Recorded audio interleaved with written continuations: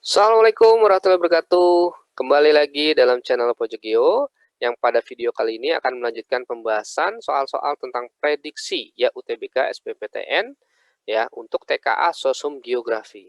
Oke. Nah, pastinya penasaran dong? Yuk, kita langsung sikat aja.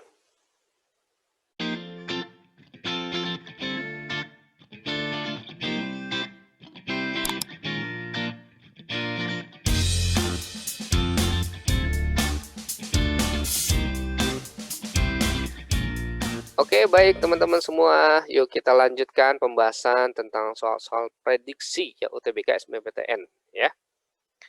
Oke, yang pertama ya.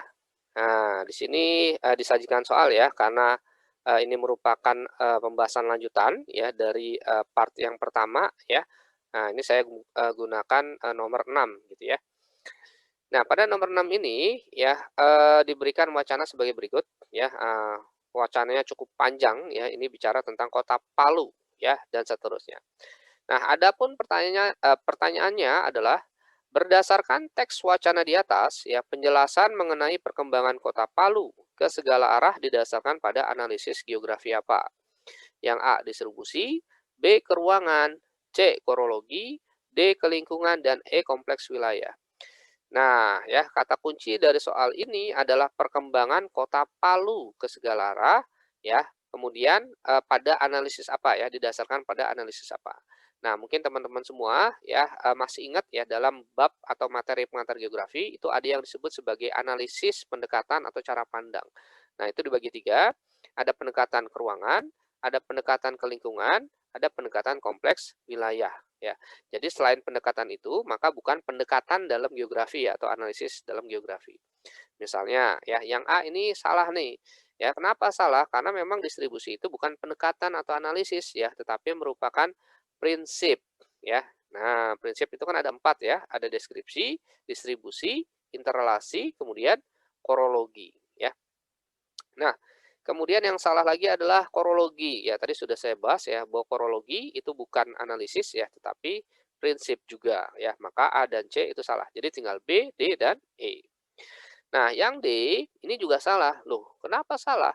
Karena yang namanya kelingkungan ya, itu bukan eh apa analisis ya yang menekankan pada perkembangan Kota Palu ya, tetapi merupakan analisis yang menekankan pada interaksi ya atau hubungan timbal balik antara aktivitas manusia dengan lingkungan. Nah, dalam contoh kasus di nomor 6 ini ya, bahwa di dalam teksnya itu tidak ada ya atau tidak menceritakan tentang interaksi antara aktivitas manusia dengan lingkungannya ya, tetapi kasus yang dikaji adalah berdasarkan soalnya penjelasan mengenai perkembangan Kota Palu ke segala arah ya. Jadi di situ tidak ada hubungan timbal balik antara aktivitas manusia dan lingkungan.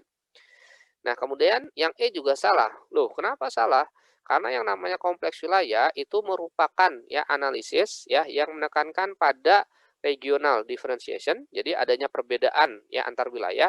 Logikanya kalau ada wilayah yang berbeda, maka wilayahnya nggak mungkin satu dong ya, tetapi lebih dari satu. Padahal kasus di soalnya adalah wilayah yang disebutkan itu cuma Kota Palu ya, berarti tidak ada regional interaction, regional differentiation ya, tidak ada perbedaan wilayah. Kemudian regional interaction ya. Nah, ini artinya interaksi antar wilayah ya. Bahwa fenomena yang terjadi pada suatu wilayah tidak hanya disebabkan oleh wilayah tersebut ya, tetapi juga ada elemen oleh wilayah lain ya. Jadi ada wilayah yang berbeda ya, kemudian menimbulkan interaksi antar wilayah tersebut ya. Nah, dalam kasus ini kan tidak ada ya, yang ditanya adalah perkembangan Kota Palu saja ke segala arah. Maka jawabannya adalah yang B ya. Nah, yaitu analisis keruangan ya, di mana kasusnya adalah mengenai spasial proses ya atau proses keruangan. Jadi sebenarnya nanti dalam analisis keruangan itu ada banyak ya. Ada spatial pattern, spatial structure ya, spatial tendency, interaction dan seterusnya. Ya, dalam kasus ini adalah spasial proses ya, proses keruangan di mana terjadi proses perkembangan ya Kota Palu ya, satu wilayah saja ya itu Kota Palu ke segala arah. Oke. Nah, kemudian selanjutnya ya, jadi nomor 6 ini jawabannya yang B gitu ya. Oke, kemudian nomor yang 7 ya. Kota Palu dan wilayah sekitarnya sangat rawan terhadap bencana gempa karena ya A, terdapat material aluvium baru, B. Memiliki tingkat kerusakan bangunan tinggi. C. Terletak di atas graben aktif. Yang D. Merupakan wilayah rawan tsunami. Yang E. Sering terjadi likuifaksi. Ya. Nah, kira-kira apa nih jawabannya? Ya, kata kuncinya adalah Kota Palu dan sekitarnya rawan terhadap bencana gempa. Gitu ya. Oke. Nah, dari soalnya ini ada kata kunci yang menarik ya, yaitu Kota Palu terletak di atas endapan aluvial yang menyelimuti dasar graben yang masih aktif ya. Nah, yang dimaksud endapan aluvial itu sebenarnya endapan yang berasal dari sedimentasi atau proses pengendapan sungai ya. Nah, sehingga secara struktur tanah dia berlapis-lapis ya, berasal dari material aluvium baru gitu ya. Nah, menyelimuti dasar graben. Nah, kata kunci graben ini, ya apa sih graben gitu ya?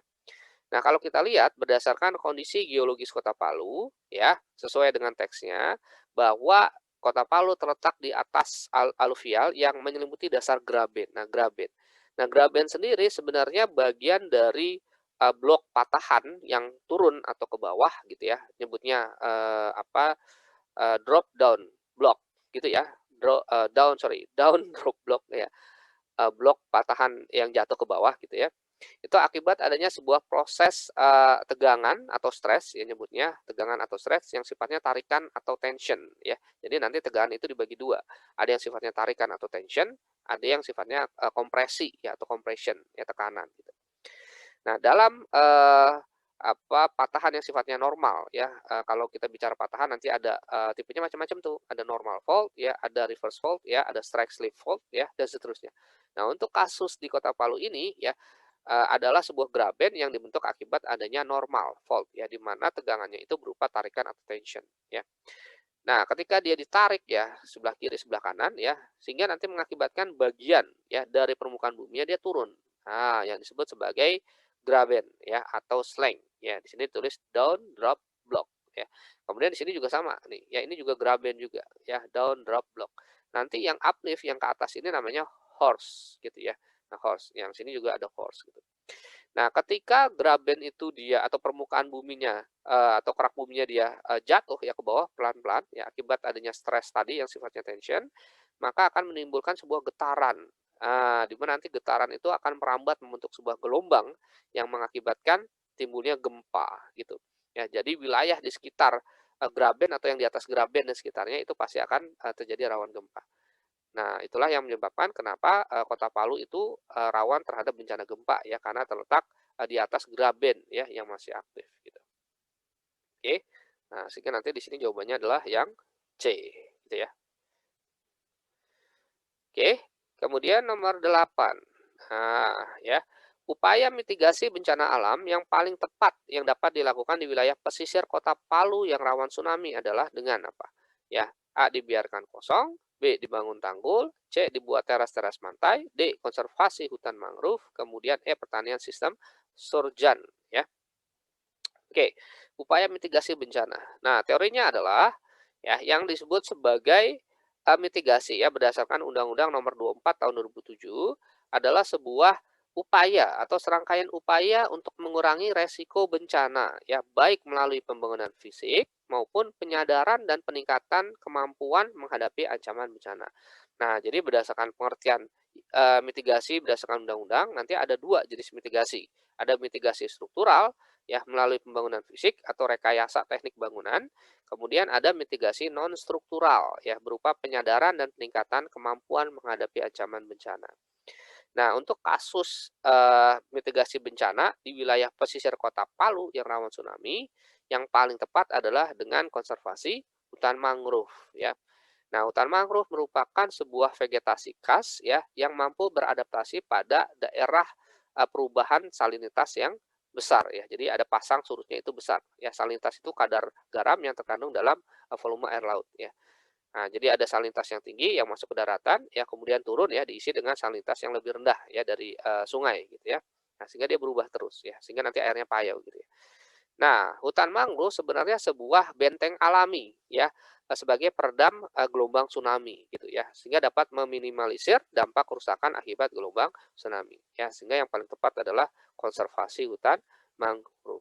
Oke. Nah, kemudian nomor 9. Nah, faktor berikut ini yang dapat menguatkan interaksi desa kota adalah ya, adanya kebutuhan barang yang sama, adanya perbedaan sumber daya, adanya barang substitusi, adanya biaya transportasi yang tinggi, sarana dan prasarana di desa yang sudah memadai. Oke, kata kunci dari soal ini adalah menguatkan interaksi desa kota.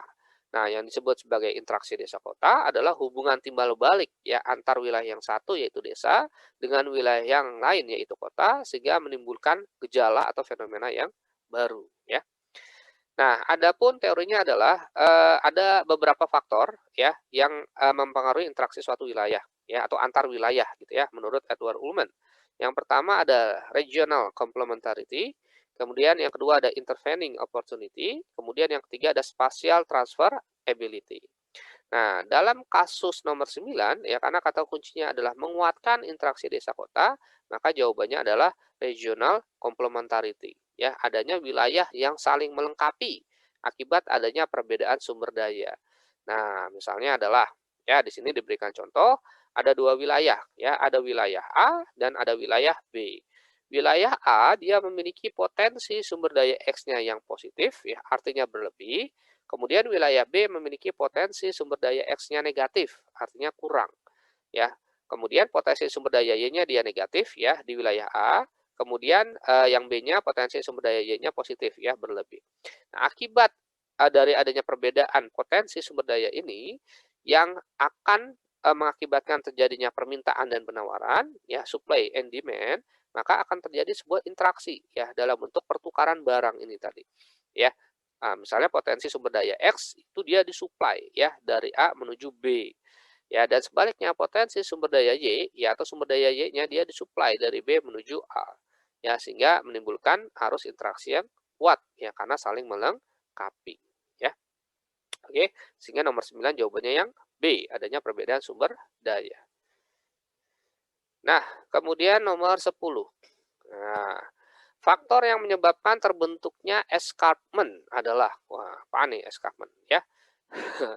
A. Erosi dan sesar, ya, B. Pelapukan dan erosi, ya, C. Sedimentasi dan sesar, kemudian D. Mass wasting dan pelapukan, yang E. Pelapukan dan sedimentasi. Oke, nah kata kunci dari soal ini adalah escarpment. Nah, escarpment adalah, nah kita belajar bahasa Inggris dulu nih, ya, mau kuliah kan, sedikit. Escarpment is a steep slope or long cliff that forms as a result of faulting or erosion and separates two relatively ya level areas having a different elevation ya.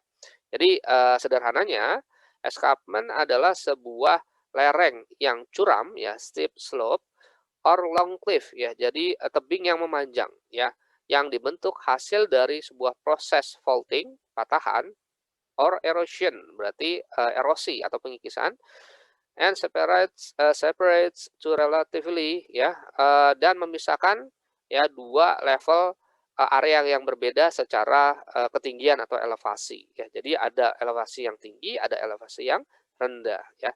Nah, misalnya bentuknya seperti ini ya. Jadi misalnya ini sebelum erosi gitu ya, ada sebuah blok ya, blok patahan ya, bagian dari permukaan bumi yang ketika terjadi proses tensional ya tadi kita sudah bahas ya, tensional itu tarikan ya, tegangan yang berupa tarikan ya, maka bagian dari permukaan bumi ada yang turun ya, sehingga membentuk tadi graben ya. Nah, ini hanging wall block ya yang turun ya atau yang menggantung ya, kemudian di foot wall-nya ya blok ya yang naik ya. Nah, sehingga nanti membentuk sebuah, singkapan batuan ya atau, lereng yang curam ya. Nah, atau tebing yang memanjang ya. Nah, ini yang disebut sebagai escarpment. Nah, ini escarpment nih ya, tebing-tebingnya ini. Nah, kemudian ini juga escarpment gitu. Ya, hasil dari proses faulting ya, patahan ataupun erosion ya, erosi ya atau pengikisan. Oke. Nah, sehingga nanti jawabannya A, erosi dan sesar. Oke, baik.